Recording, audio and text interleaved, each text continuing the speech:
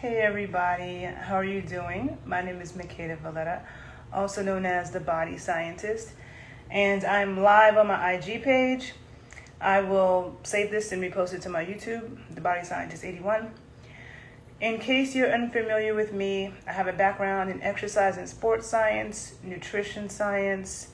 I'm actually a sports nutritionist, but I have a holistic perspective. And I am a doula, birth worker, sacred sexual educator, just everything having to do with the body and optimal functioning of the body.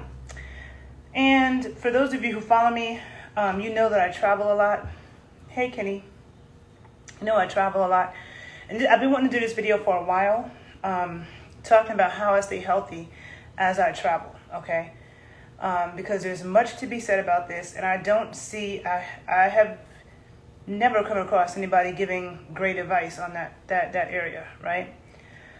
So, for those of you who know me, follow my work, I'm very picky about what I put on my skin, okay? I'm very picky about what it is I'm eating, and if I don't eat good quality foods, my stomach hurts, okay? And, I talk about food systems a lot. Everywhere I go, I study the food systems, okay? So I'm not like, most nutritionists or dietitians, they don't really have a holistic approach. They don't always focus on the quality of the food. And, for those of you who follow me, I talk about fats all the time and the good fats to cook in and what to avoid. And what I find is that I can find those things easier when I'm in the States. So when it comes to what I put on my skin, I make my own skin mixtures, but before that, it's when I travel around, I've never been anywhere where I see people selling cocoa butter. I don't see people selling shea butter anywhere, okay? But in every city in the U.S., you can find shea butter. You can find cocoa butter. Only thing I ever see in other countries is coconut oil. Coconut oil and olive oil, okay? I saw ghee in St. Martin. I'm trying to remember if I saw ghee in Mexico. I might have seen ghee in Tulum, maybe. But, when it comes to cooking, right? Kentucky's cool to visit. Okay, I like going places in the U.S. One of my favorite things to do is to travel around the U.S. I think the U.S. is way underrated. I feel like the U.S., there's so many everything exists in the U.S. And we have the best food.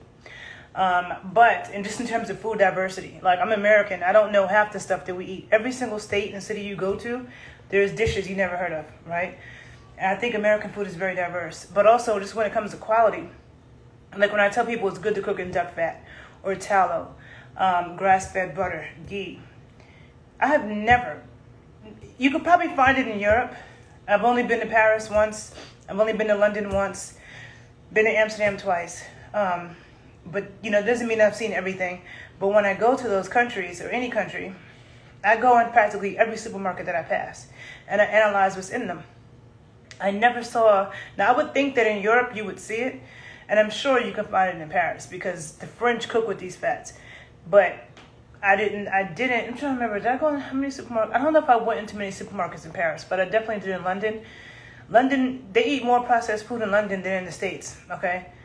But on my travels, I've never seen duck fat, lard, tallow in the supermarkets. I'm not saying it doesn't exist. I haven't been everywhere. But the places I've been, I haven't seen it. In Colombia, at least the last time I was here, that's where I'm at now, but the last time I was here, I couldn't find butter anywhere, and I was annoyed, because even in Cartagena, I would ask people for butter. Tiene mantequilla, okay? Not margarina, not margarine, all right? And they would always give me butter-flavored margarine. I can taste and feel the difference, right? Margarine does not taste like butter. And not only is margarine really bad for you, but it's disgusting, right? And eating stuff like that makes my stomach hurt. But when you're in a foreign country, you're stuck with what's there. So I find that finding those kind of fats really difficult. But even the butter in Colombia, last time I was here, I would go into supermarkets, I could not find butter. I would see butter flavored margarine in the supermarket with a picture of a cow in a farm to make you think it's butter, but it wasn't. I spent one of the main countries I spent the most time in when I first started traveling internationally was Costa Rica, and I went there to teach. I went there to teach Costa Ricans, so I was around people who were from that country. I didn't go there with a bunch of Americans to teach a retreat. I went there. A Costa Rican woman brought me there, and I was on both the Pacific and the Caribbean coast of the country, both coasts and the middle of the country. I taught. But on the Caribbean coast, that you see like monkeys swinging from the trees. You're in the jungle. Could not find raw milk. Could not find good quality ice cream. The whole country of Costa Rica, they have like, at least the last time I went, I haven't been to Costa Rica since 2013. Wow. Damn, the years fly. Was it 2013? I went to Costa Rica a lot from 2010 to 2013. The first time I went was 2006. So really I was going in from 2006 to 2013. So something could have changed by now, but I know that, I'm an ice cream connoisseur. I'm in milk. I need dairy. Like, if I don't get some type of dairy every day, I don't feel right. Like, it needs to be milk, a milky tea, a ice cream, something, right? But I drink raw milk. When I'm in the States, I get raw milk in New York. I get it in Chicago. I've gotten it in Atlanta. You definitely get it in California. You get it in Connecticut. You get it in Florida. A lot of places. You can't really get it in Texas and in Louisiana, which is one of the reasons why I would never live in those states. I can't live in a state where I cannot get raw milk, right? So, but in Costa Rica, the only time I was able to find that was the time that I stayed on a farm in San Jose. Like I was actually on somebody's farm. They had cows and I was able to get it. But you can't get those type of things. On the the Caribbean coast of Costa Rica, where it's like, they say that's the best food, because to me, Costa Rican food is very bland, nothing to be excited about at all. It's a safe country, beautiful country, but the food is just bland and boring to me. But the Caribbean coast had the best food. But you know what? They cook with MSG by the bags, okay? I remember people who are from there telling me that. The cooks in these restaurants that people are like, oh, this is the best food in the Caribbean side of the island. Those restaurants, they go to the supermarket and buy big bags of MSG by the gallons to cook with. The Americans don't do that, okay? Also, okay, so you have that, right? So just, access to good fats. A lot of people, like whether it be Puerto Rico, I haven't been to Puerto Rico in years, but I remember I was in Louisa and everything was fried. Like people always say Americans eat so much fried food. No. A lot of Caribbean countries and like South America here in Colombia, they eat a lot of fried stuff. And trust and believe, they're not frying in traditional fats. They're frying in canola oil, corn oil. That stuff is horrible. Okay, I go out of my way not to eat stuff like that. And that's why even like when I'm home, I have to cook a lot. Like I do order out sometimes because I might just be too tired and busy, but I do not feel good when I order out too much. And I don't order fast food. I have not eaten fast food since I was in college, okay? I have not eaten Popeyes, Burger King, none of that shit since I was like 20, right? Since I've been growing, I don't eat that. But still, most restaurants aren't using those good quality fats, and I can feel it. I don't feel nourished, and after a while, it makes my stomach hurt, right? So when I'm traveling, you just gotta adapt to where you're at. The other thing too is, what was I gonna say? Oh, I talk about the cleaning products, right, and soap. And this is one thing about the United States that's so great, because people, and I've done videos in the past where I've analyzed, is American food as bad as people say? Because I'm a researcher, I deal with facts. This is my area of expertise. This is the area that I've been avidly researching for the past 20 years. Everybody thinks they're a nutrition expert nowadays. Everybody does, and they haven't studied any of this stuff. Everybody states these nutritional things like they're facts, and it's wrong. So people always say the food in America is so bad, it's so processed, but honestly and truly, I find it to be worse everywhere else that I've been. Only place that it wasn't worse, I think, was in France, in Paris, and Amsterdam. But the food in Amsterdam is really bland. They're very meat and potatoes kind of people. It's very bland, but Amsterdam was like the healthiest, tallest, well-built, looking like they're ready for whatever type people I've ever seen. And they're very much meat, and they eat a lot of cheese. They're all about cheese. They're all about cheese and like meat, potato type people. Bland diet, but that's what it is. And they're very healthy, like beautiful skin, active bodies, and stuff like that. But What is this thing crawling by my head? Sorry. Hold on a minute. There's a bug. The hell? Okay. So I forgot what I was saying. So, oh yeah, options, right? So in the U.S., like, we have a lot of options.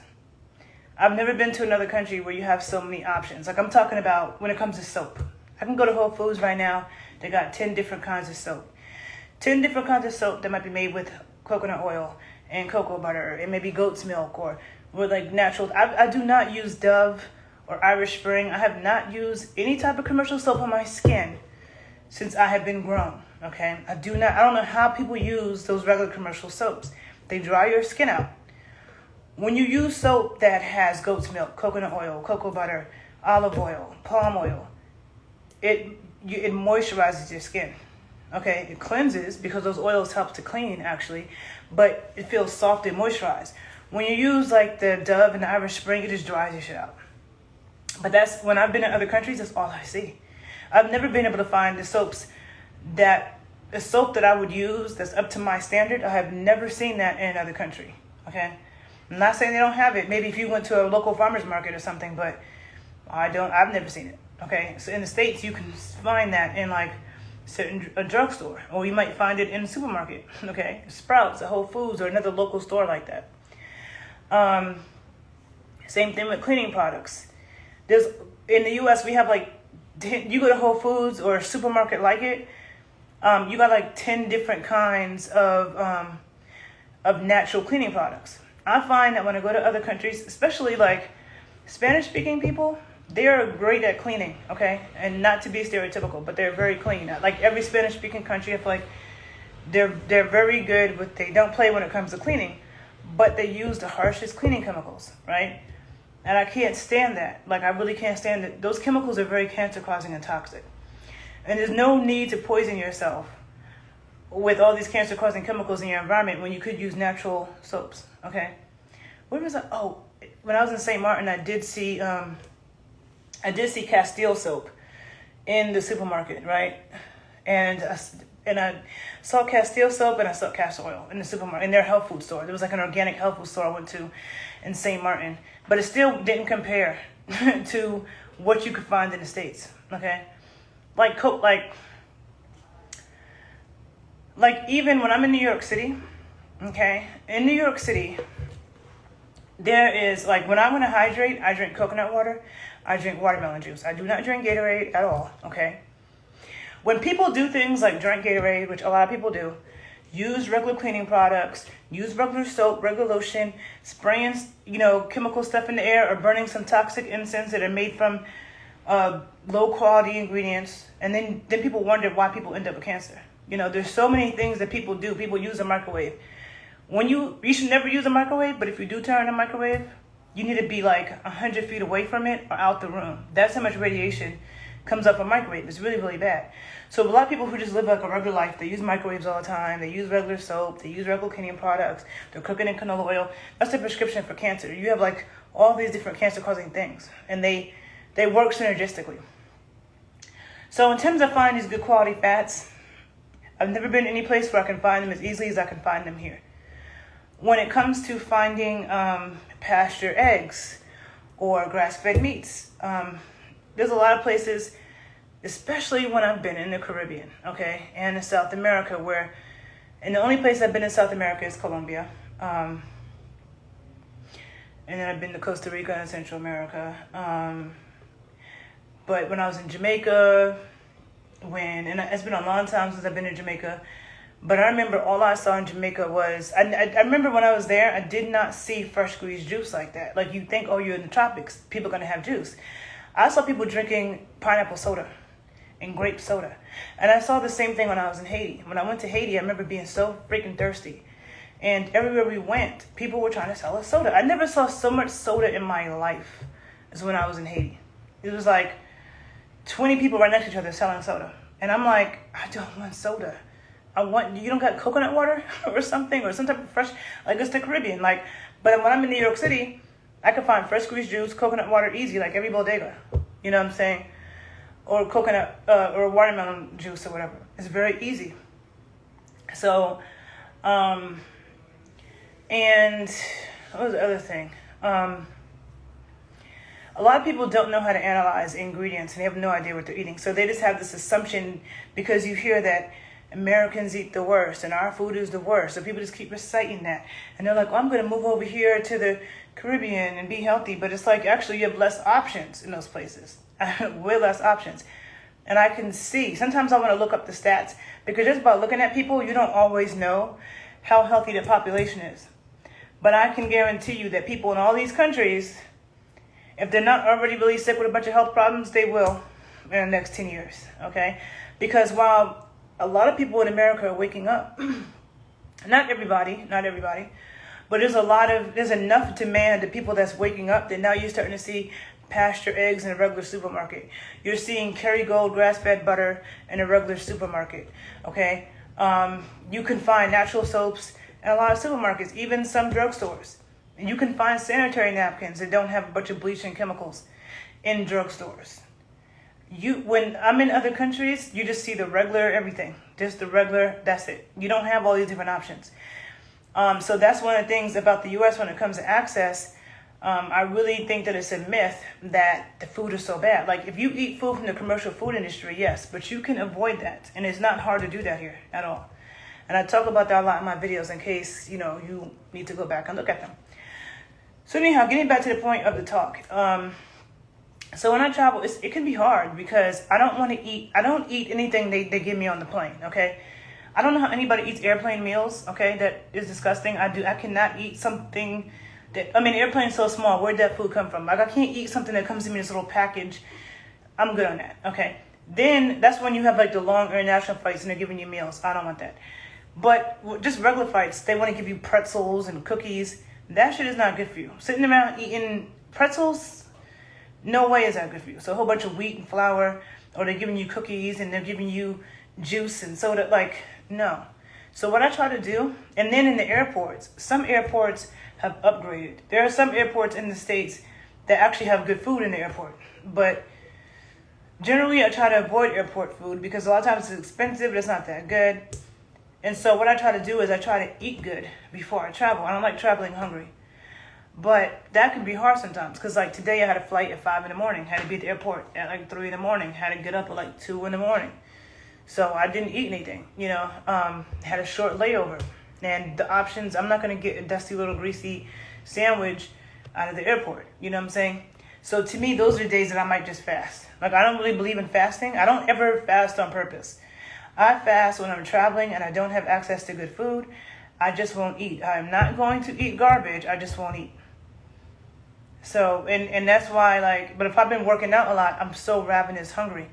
So what I try to do is plan ahead and eat good food, or I might bring some cheese with me because cheese is nutrient dense, because you want to eat things with protein and fat. That's what is satiating. Sitting around eating potato chips and crackers and pretzels, it's not satiating. It's not nutrient dense.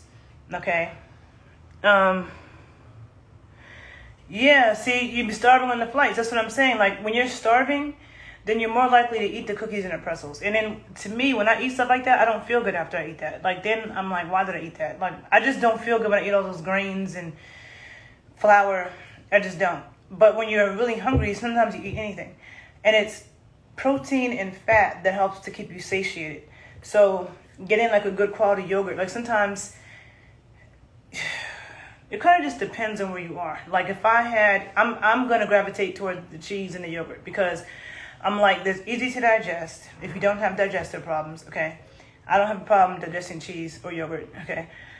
But it's giving you a lot of protein and fat and other vitamins and nutrients. But the protein and fat helps to keep you full. If you're eating like carbohydrate-based things like fruit and crackers and chips and cookies, that's just a bunch of sugar. It's not nutrient dense. It's not satiating because carbohydrates are very easy to digest. And it just makes you more hungry.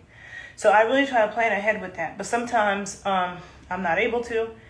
But that's what I try to do. Like I might get some string cheese.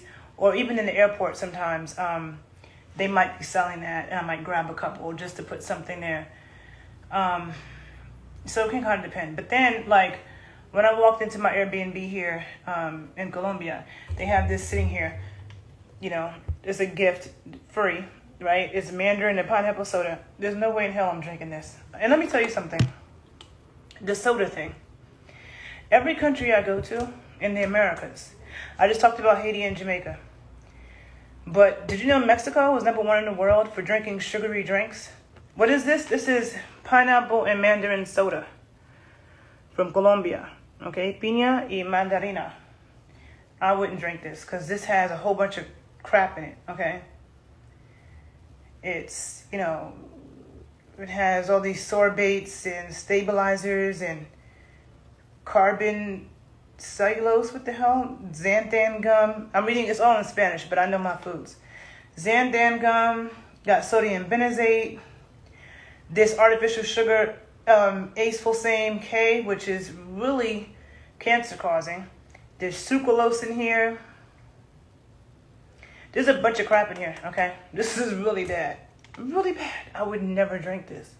Then they got this brisa con gas. This is water with gas in it. I don't want, like, what, seltzer? What the, like, I don't know. I don't drink water where people add electrolytes or they add vitamins to the water. Like, no, water is water. Water is water. Do I like legumes for protein? No. So yeah, I wouldn't drink either one of these. Then they got, you know, you got these, what did they leave here? Cookies and stuff. I wouldn't eat this. Like cookies and soda? No. Some people will come in here and be like, ooh, let me eat this. Like, that's not, no. And then some apples that I also wouldn't eat. I don't care about apples. Like, if I ate this, it would make me hungry. But this apple probably isn't even organic. But I'm just saying, like, I don't sit around. I don't eat fruit unless, I rarely eat fruit. When I eat fruit when it's really hot outside. If it's like really, really hot outside and I'm sweating a lot and maybe I'm doing stuff, I eat fruit then. Otherwise, I don't eat fruit. I eat fruit in my ice cream. I eat fruit in my shakes. Oh, yeah, I have fruit every day when I make my raw milkshakes at home. I put fruit in that with the milk. But I don't sit around eating fruit. Again, it's just sugar and it makes me hungry. Like, if I eat fruit, I need fat. I need some yogurt. I need some cheese. I need some, like, I just need some, like, and that's how people do it traditionally. They have, like, pineapple and cream. I'll do pineapples and whipped cream. I need some type of fat or cream. Just eating fruit makes me hungry because it's sugar. And eating sugar just makes me hungry. I don't know how people eat stuff like that. But, yeah, this is how they get you leaving a bunch of crap around. A lot of people end up eating that. And that's why it's good to be satiated. Because then you don't want that. Like here, this was some broth that I was drinking. I'm not done. But I ordered this from a Japanese restaurant. This is creamy pork and chicken broth. Okay, from Japanese ramen place. So I'm just drinking the broth. And I had a little bit of sushi and drank that broth and I'm good. Right?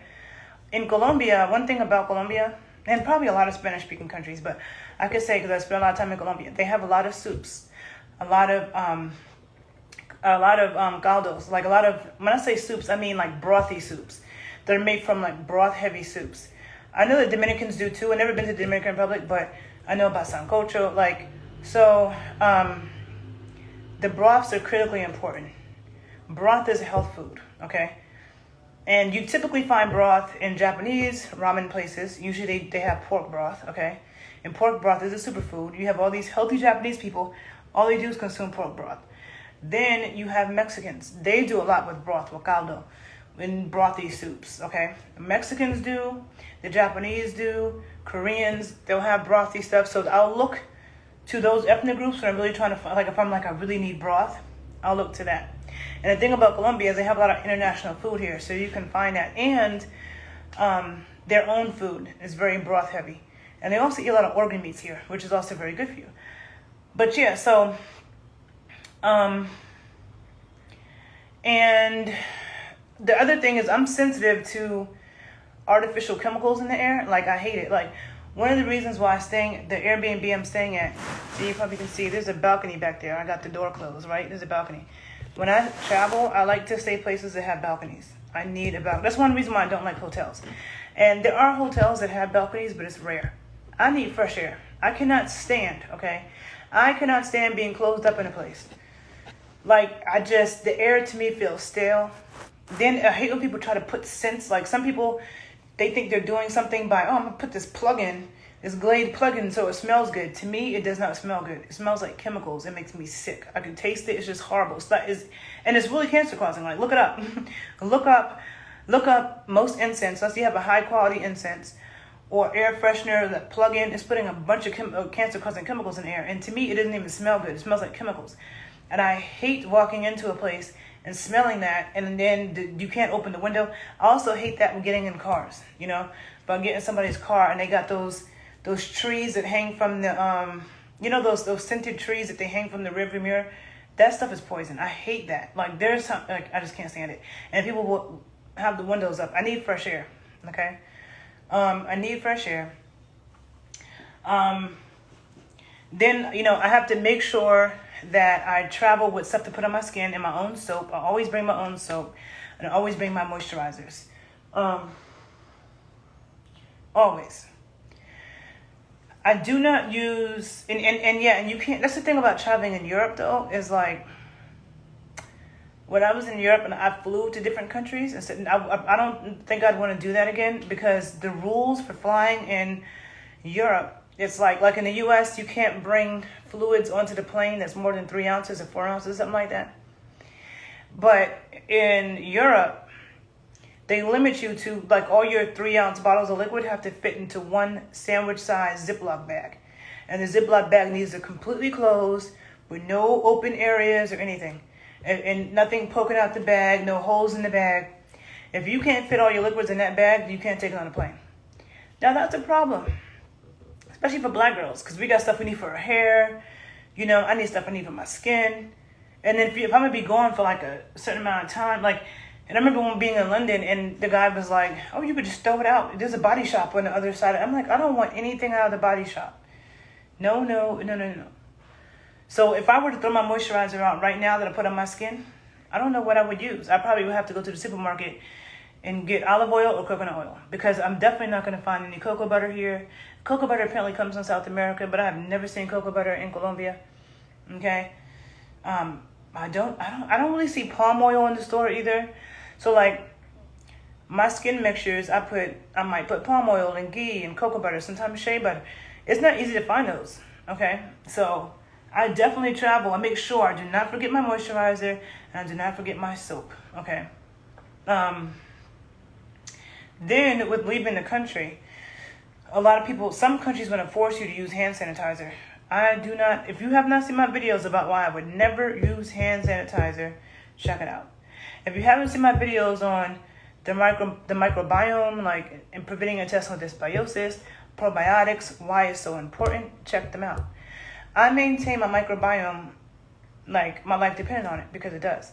Because some can say that bacteria is your first line of defense against infectious disease, but so is your skin. Our skin is our largest organ, but it's also part of our immune system. Our skin is like the barrier between what comes in and out of our body. But we also have bacteria all over our skin as well. And we have good bacteria that we need. That's our first line of defense against the bad bacteria and infectious organisms and viruses. So when you wipe out the good bacteria by using these artificial hand sanitizers, that kills all your troops. That's going to help you fight infectious organisms. And then the bad organisms that were around mutate to that artificial hand sanitizer stuff. And then you have like really resistant, strong strains of disease-causing organisms on your skin, in your gut, in the vaginal canal, whatever it is. If you were taking antibiotics or you're using hand sanitizer, no. There are natural antibacterial agents. So many, like coconut oil being one of them, okay? But also aloe, there's tea tree oil, there's garlic, there's so many things. There's cannabis oil. Like, there's so many things that is super antimicrobial, antiviral in a natural way that feeds the good bacteria and kills off the bad bacteria, creates an environment where the bad bacteria can't survive and they can't mutate towards it, right? So, and I find that all these other countries, they are more obsessed with hand sanitizer than I've ever seen in the U.S. Like, I've never been anywhere in the U.S. where it's a requirement to put hand sanitizer on to come in the airport or to come in a restaurant. That's not a requirement. in Mexico, getting off the plane, they make you walk under a shower of of sanitizer sprinkling on you. Like, okay, so I walked through a little bit of sanitizer sprinkling on me. What is that gonna do? If people have COVID in their throat and they're coughing it up, how is sprinkling sanitizer over my head in my clothes doing anything? Is stupid. But so I avoid all of that. So I might travel, like when I'm in Mexico, and now anytime I leave the country, I just bring something. First, I was bringing my own hand sanitizer. Now I have like a eucalyptus spray, and I don't have it for that reason. I just have it to just put some eucalyptus oil in the air to just, just be relaxing. But if I don't leave home without it, because if I go someplace and they want me to use hand sanitizer, I pull it out and I'm like, I have my own, and nobody ever is resistant to that, because I am not putting that on my skin. Okay, and I find that another thing. When I went to Haiti, and that was 12 years ago now. Wow, time flies. Everybody I know, like before that, who had gone to Haiti, they always came back sick. They always came back with like really bad diarrhea or like some type of GI issue. And a lot of that is because of the bacterial strains there being different. So it's not just Haiti, it's other countries too that people can go to. Like they say, don't drink the water, but like stuff might bother you, but it doesn't bother people who live there because they're used to those bacterial strains and it's foreign to you. So I know, because of the people I knew who had gone to Haiti all came back sick. Before I went to Haiti in 2010, I took a high dosage of probiotics before I went. And that was part of my prevention. And when I did go, I did come back a little bit sick, but I wasn't as sick as everybody else, okay? There were people who were like had bad diarrhea and were really, really sick. And so I prepared myself by taking a high dosage of probiotics, okay? I also travel with my cannabis oil, okay? Because I use that for everything, okay? People think it's a joke when you talk about cannabis oil being, or cannabis in general being medicinal, but it helps with so many things. Like if I have a headache, I put cannabis oil on my tea. I do not, under any circumstance, take ibuprofen, Tylenol, none of that, okay? When I got into a car accident last year, my back, I could barely move. I could barely move my back. I couldn't even get in and out of a car. I couldn't pick up my skillet. That's how bad my back was hurting. Okay, what did I do? Took that cannabis oil. I don't know what took me so long to do it, because once I started to do it and I put it in my tea, it like very quickly, my back got like 85% better. And I kept doing that, and then now it's 100% better. I didn't have to keep taking it. I just did it, and now I'm 100%. It's normal. But my back was jacked up when I got into the accident last year, right? And the cannabis oil actually helps you heal. It's not like if you take pharmaceuticals, it masks the pain, but it's not helping you heal at all. And they can be addictive, and it can actually do the opposite and stop your body from naturally healing itself. So that's why I don't take those. In my house, I do not have any of that stuff. I have aloe plants. If I were to cut myself, or get some type of, I'm putting some aloe on it, I put some cannabis oil on it. When I ripped my navel ring out my stomach on the pole, that's what I used, cannabis oil, because the pain was so intense. Aloe, I didn't use the ointment that they gave me in the hospital to prevent infections. Nope, didn't use that. Because it was like some antibiotic type artificial stuff. There are so many natural things, right? So I definitely travel with my cannabis oil and sometimes even a tincture, okay? Because anything that happens, I burn myself, put the cannabis oil on it, it stops the burn immediately. Cut myself, I got a headache, some kind of pain, cannabis oil, mosquito bite, something bites me, and I didn't even know it helped with bites until one of my friends who got some oil from me, I'm sitting there talking to her, and she tells me that she had put it on a bite. Like while we were talking, she had a bite that was itching her. She put the oil on it and it stopped the itch. Okay. I remember a couple summers ago, I swear I got like an infection on my inner thighs from going in the lake in Chicago. I would never go in there again. It's beautiful, but I think that shit is dirty. It doesn't look dirty, but I had this weird rash on my inner thighs that was so painful. And I had no idea what the hell happened to me. And that oil was the only thing that like calmed it down. It started to take the pain away because it was painful and the swelling. Okay, so So I'll travel with stuff like that as well. Yeah, and just wherever I'm at, I just really, when you have like a background of understanding like how to evaluate food and what's good, I just do my best within that. But I can tell you it's really, really hard, because even when I think sometimes, okay, maybe I'll cook when I go certain places. But then I have to bring my own skillets, because I don't cook with Teflon. People usually have Teflon pots and pans. Teflon is toxic as hell, okay? Really toxic, and it's hard to get out of your system. And it has an affinity for like the reproductive tract and stuff, and can stay there for like decades. So I only cook out of cast iron, okay? Stainless steel is cool to cook out of too, but I cook out of cast iron, and I'm not traveling with heavy ass cast iron skillets. So, you know, and then some places you can't find good butter, or you can't find good eggs, or you can't find, so it's just hard, you know. And just now when I was in St. Martin, they eat too much damn bread to me, but that's because they have this huge French influence, okay? I cannot do all that bread. I don't eat bread a lot. And I just was like, the other thing too, that I was going to say, people always say Americans don't eat a lot of vegetables, right? But I have found, like, whenever you go to an American restaurant or like an American meal, we always have, like, you know, there's some kind of meat or fish or whatever. We always have a starch and we always have a vegetable, like always, right? But when I have been like in a lot of, like, whether it be Paris or whether it be a lot of places in the Caribbean, South America, people don't eat vegetables like that.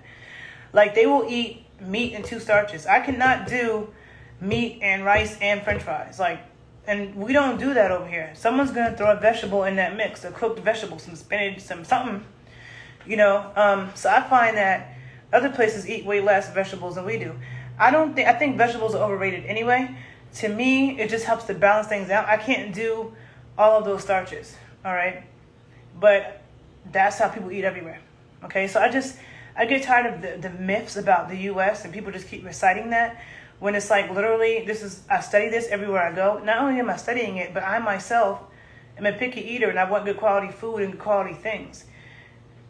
Because I don't feel good. I can't just be eating. I am not the kind of person that can just be eating anything. Like, I do not feel good. And so I just noticed, like, a lot of places, there's a lot of things I can't get. A lot of things, you know. So a lot of times I have to think ahead about that. And even traveling in the U.S., like, because I think the people who are truck drivers, they eat so unhealthy. All the truck drivers that I know, like, they eat horribly. Because they're on the road, they're eating stuff like, I would never eat from a rest stop. But they eat from rest stops, they're eating fast food, they're just eating whatever. So if you're, and that's the people in the entertainment industry too, who are on tour, you see so many rappers and stuff dying young from all these health problems. Because, like, they're on the road, they're doing all these drugs and they're drinking, and then they're eating crappy food. And when you combine the crappy food with all the drugs and the drinking, that's a prescription for early death, okay? Just straight up. So living that kind of lifestyle, so if you're on the road, you have to go out of your way.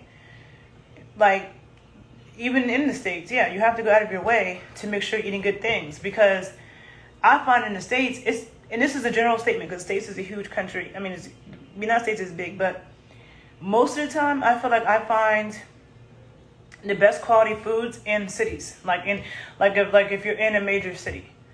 But when you get away from the cities and you get into more rural areas, sometimes the access, unless it's a place that has a lot of farms, like upstate New York, I've fallen in love with upstate New York in the past 2 years. There's beautiful farms up there. So you might live someplace or Pennsylvania, there's raw milk farms all over that state. So, and the Amish and stuff like that. So there are some rural areas where you can get a lot of good stuff from the farm, but then there's somewhere they just don't have access to any of that stuff, and it's just crap. And being on an island, like even in Hawaii, I've been to Hawaii 3 times. They don't have a lot of good. I could not live in Hawaii. Like, there's a lot of stuff you can't get over there. When you're on, Hawaii is beautiful, but when it comes to getting good quality food, and no. So it's like, what was I gonna say? When you're on an island, I think that people too like idealize living on an island, because people go on vacation and they stay on a beach resort and they're like, oh, living on an island. So, but What people, like if you live like how people really live on an island, first of all, just because you're on an island doesn't mean that you're close to the beach. Okay? Like I've been to Cuba 5 times, never went to a beach, never saw a beach. Because I was in Havana and I was in Santiago de Cuba. There's no beach there, even though the water is right there. There's no beach. You have to go, or Cartagena, Colombia. There's water there, but nobody goes to that beach. You have to like go an hour and a half to go to the beach. I'm not doing all that to go to the beach, but I'm just saying that just because you're on an island doesn't mean the beach life is part of your life. And when you're on these islands, you're limited, okay, to what's on that island. It's very, very limiting. So you have to import all these things from other places. And that's never going to be as good as eating local stuff. And then it's going to be more expensive. And then there's a lot of things you just can't get, you know. So I mean, those are just some of the things, like for me, like, so even though I'm not going to drink this at all. Would never in a million years. I was saying that Mexico's #1 when it comes to drinking sugary drinks. They drink more soda and sugary drinks in Mexico than they do anywhere in the world. Then Colombia, like, I've been so many restaurants in Colombia where you see a family sitting there to eat in a restaurant and they have a big 2-liter bottle of soda on the table. I'm like, never in my life. Like, soda is not popular in America anymore. Like, I don't see people drinking sodas. Of course, somebody does, but it's just not, it's not popular like it was in the 80s and 90s. Everybody was drinking soda. Most people got the memo that soda is not good, all right? And people aren't really drinking soda that much. But when I see families out in Colombia or a couple out on a date, they got a 2-liter bottle of soda on the table in the restaurant. And I am a tea drinker. That's another thing. I'm not into coffee. I used to drink coffee years ago. I do not want coffee, okay? But I do need caffeine every day. And I like to get my caffeine in the form of yerba mate. Yerba mate is a tea from South America. It's a green tea that looks like marijuana. And it has caffeine. And then there's matcha green tea, which comes from Japan, and it's like stone ground green tea leaves that they stone grind into a powder. And then I have a latte. I mix both of them with like milk and cream, and that's how I get my caffeine every day, right?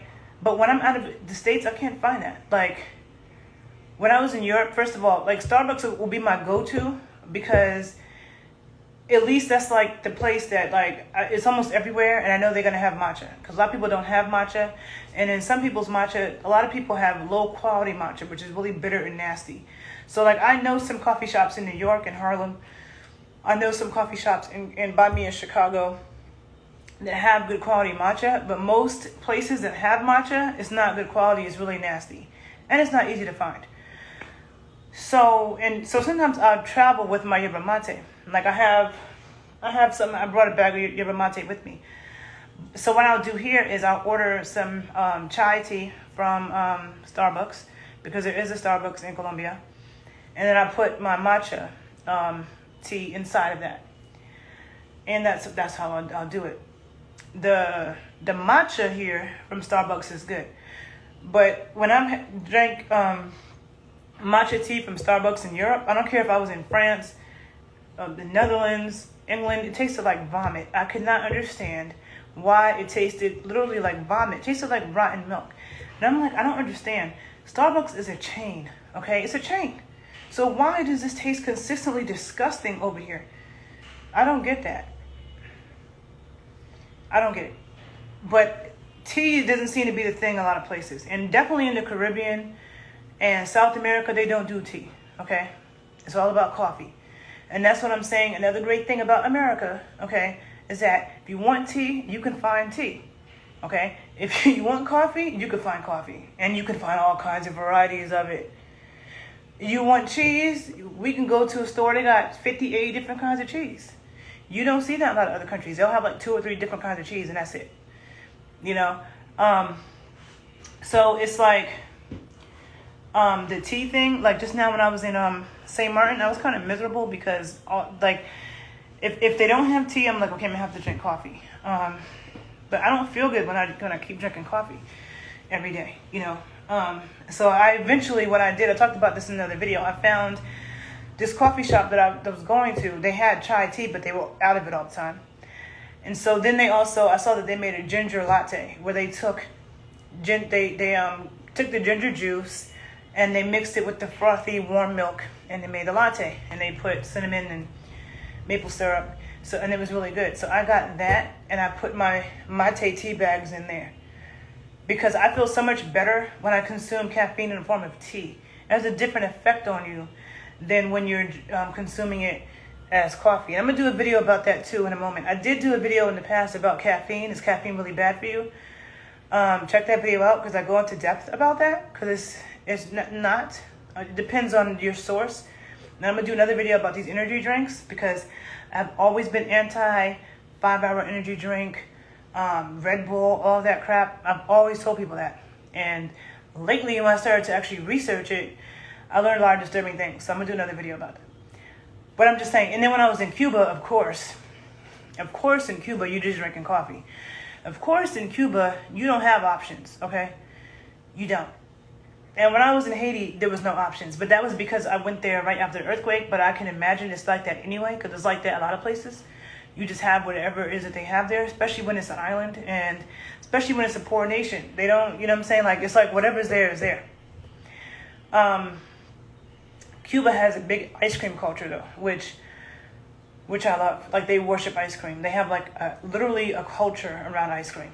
And I remember being in Cuba and seeing like this I went into like a store, just barely any store. So I don't even know how I saw a store because, so like, and I remember looking at this ice cream, and on the container, it said ice cream could be a part of a healthy diet, and it was talking about how ice cream is a nutritious food. And I'm like, yo, I be telling people that. I've been preaching that for 10 plus years, and people think I'm joking. People are like, how do you stay so fit? You eat all the ice cream. I'm like, ice cream is a health food. If you're eating good quality ice cream, it's actually a health food. Not the Ben & Jerry's, not the Talenti and all that crap with all the guar gum and the xanthan gum and all that. No. But if you have good quality ice cream, which is one of the reasons why I love California, okay, because I always say California is the ice cream capital. The Bay Area, LA, I haven't explored ice cream places in San Diego, but I know for sure, like Long Beach, LA, the Bay Area, they have so many good artisanal ice cream places, especially LA. When I was in LA, my favorite ice cream place of all time was this place in West Hollywood. Their ice cream tasted better than any ice cream I ever had in my life. And I'm so sad that place went out of business. I mean, like, I would never get over the fact that they closed. Never. Because I wish I had the recipe. I used to want to ask the man to ship the ice cream to me on the East Coast. I didn't care how expensive it was. When I went to LA, I would get like a, like a cooler, and I would go there and buy pints of ice cream. I'm like anal about my ice cream melting, which is one of the reasons why I love the winter, because if I buy ice cream, it's not gonna, I don't have to, when you buy ice cream and it's hot outside, like if it's Florida, or you someplace down south, it is oppressive heat, and you buy some ice cream, even if you put it in your trunk, that shit will start to melt in like a minute. And I hate my ice cream melting. I like to keep it hard, put it in the freezer, you know what I'm saying? So I would get a cooler, because I'm like, okay, I'm up in LA traffic, I don't want my ice cream to melt, I would get pints of it. So, Cali has a lot of artisanal ice cream places, good quality ice cream. And when I was in Europe, I couldn't find ice cream. Everything was gelato. I like American ice cream. Gelato is cool, but it's like soft serve ice cream. I like hard ice cream more. And so in America, if you want gelato, you can get gelato. If you want American style ice cream, which is fattier, you can get that. But when I was in Paris, the only ice cream I could find was the Haagen-Dazs stores they had, right? When I was in London, the Haagen-Dazs that they had different ingredients, and it was actually worse, okay? Haagen-Dazs in America had better ingredients than they did in London, all right? So I was like, I am not eating this over here. And when I go too many days, like when I'm home and I'm drinking my raw milk every day, I don't need ice cream all the time. But if I'm someplace and I don't have any kind of milk, I need ice cream. Like if I go too many days without some type of ice cream or milk, I don't feel right. I need butter, like. So I remember being in Spain, everything was freaking gelato. You know, so we got options over here.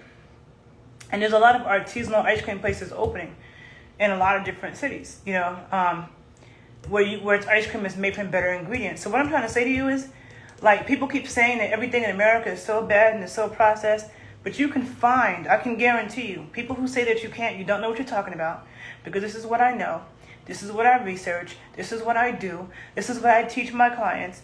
You can find good quality pork and good quality beef, good quality eggs, good quality butter, whatever, ice cream, whatever it is that you want, produce. You can find good quality stuff here. You might have to do a little bit of work. And depending on where you are, some places it's easier than others. Like, it's easier in California than it is in Louisiana, you know. And then, of course, we have such great weed in this country, too. But that's like a whole nother thing. But yes, I think I've talked long enough. I think I got the point across about... Then the other thing I'll add is that sometimes in my mind when I'm traveling, I'll say I want to go to the gym.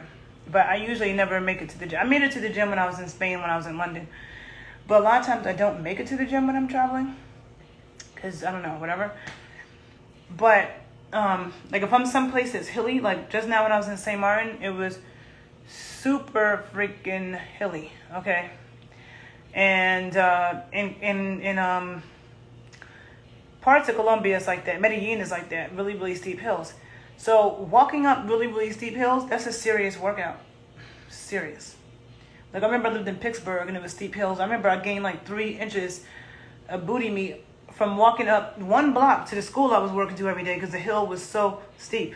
When you walk up steep hills, that really works your legs, it works your glutes, it works your hamstrings. Like when you're walking on flatland, it's not doing anything. You walk up a hill, whole different story. And then, you know, like I feel like you have to be in shape to travel because there's so many times I've had to like carry my bags up some stairs. I get someplace and I gotta walk up four flights of stairs with my bags or whatever, you know what I'm saying? So I'm like, this will be my workout kind of. So I just try to do things to just, you know, there's other ways that you could try to challenge yourself if I can't get to the gym. And so, yeah, I have to definitely put work into being healthy when I'm traveling. You know, research, depending on the country I'm at, researching, you know, can I find brothy things? Can I find fermented foods? Can I find, you know, good quality dairy products? One thing I like about Spanish-speaking countries is that they have these drinks called batidos or licuados, which are like a mixture of milk and fruit. And what do Indian people consume? Lassis with fruit and yogurt. Didn't I tell you I don't eat fruit unless it's with milk or yogurt or cheese or something like that? I really don't. Not unless it's like a hot, oppressive day and I'm outside. I might eat some, and there's some fresh fruit. I might snack on that. But I don't eat fruit unless I mix it up with some yogurt and some milk. That's how I consume my fruit. And that's what they do in Spanish-speaking countries. I mean, you do see people selling. Colombia, there's a lot of food everywhere. Like, it's like that in Cartagena, it's like that in Medellin, and it's like that here. But Cali, there's food everywhere. Like, the people just selling, it reminds me of New York, okay? Reminds me of New York. There's food everywhere. There's restaurants everywhere. There's people selling food on the street everywhere. People with fruit carts everywhere. New York is like that. There's not many places that's like that. So yeah, those are things that I do. But I really, I don't eat those snacks on the airplane. I don't drink the high fructose corn syrup juice they give on the airplane. I a lot of times think ahead about where I'm going to, the airport, because some airports do have better food than others. Some airports have some decent food, so I'll think about that. I'll try to, if I can, I bring things, but that can be difficult because I can't really eat a meal on a plane while I'm freezing and there's no space and maybe somebody's next to me. But I try to, depending on what time my flight is, I try to eat a good meal before I get on the plane so I'm not starving while I'm traveling because that's miserable. Yeah, so I think that I've got my points across. Definitely thank you for listening. If you learned something from this video, like it, share it. And I guess I'll see you guys in the next video. Have a good evening. Bye.